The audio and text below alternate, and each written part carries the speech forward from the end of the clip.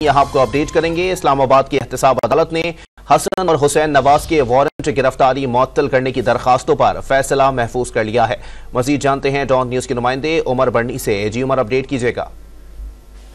जी बिल्कुल, एहतसाब अदालत इस्लामाबाद की जानिब से पैनामा रेफरेंसेस में हसन और हुसैन नवाज के वारंट गिरफ्तारी मुअत्तल करने की दरख्वास्तों पर फैसला महफूज कर लिया गया है। हसन और हुसैन नवाज के वकील काजी मिसबाउल हसन, राना इरफान एडवोकेट अदालत में पेश हुए, जबकि नैब की जानिब से डिप्टी प्रोसिक्यूटर जनरल सरदार मुजफ्फर और प्रोसिक्यूटर सुहेल आरिफ अदालत के रूबरू पेश हुए। हसन और हुसैन नवाज की जानिब से गुज़िश्ता रोज वारंट मुअत्तली के लिए अदालत से रुजू किया गया था। दौरान समाअत काजी मिसबाह एडवोकेट की जानिब से कहा गया कि रेफरेंस में हाई कोर्ट से तमाम दीगर मुल्जिमान बरी हो चुके हैं। 12 मार्च को हसन और हुसैन नवाज पाकिस्तान आकर अदालत पेश हो जाएंगे।